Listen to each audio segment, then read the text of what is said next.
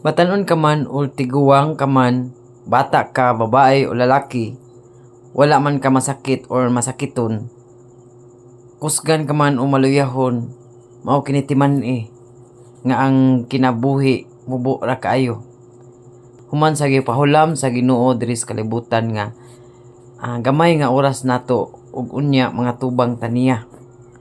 Unya mga igsuon timan nga sa atong pag-atubang niya atong hinumduman nga manubag gid kayod kita sa atong mga binuhatan. Mao nga kinahanglan ta nga mo-repent sa atong mga sala.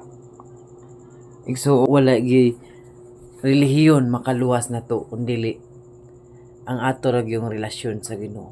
Walay giingon nga relihiyon, walay giingon nga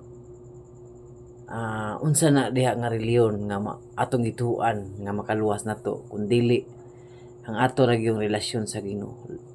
Ang ingon ri sa Ginoo igsuon nga imo ra gyud I accept si Lord sa imong kinabuhi. Magrepent ka, mangay ka pasaylo sa imong mga sala ug dawaton nimo si Jesus Christ sa imong kinabuhi nga imong Ginoo ug manluwas ug igsuon automatic na ka maluwas igsuon once nga kinising kasing ang imong pagpangayog pasaylo sa Ginoo. Mao ra to igsuon.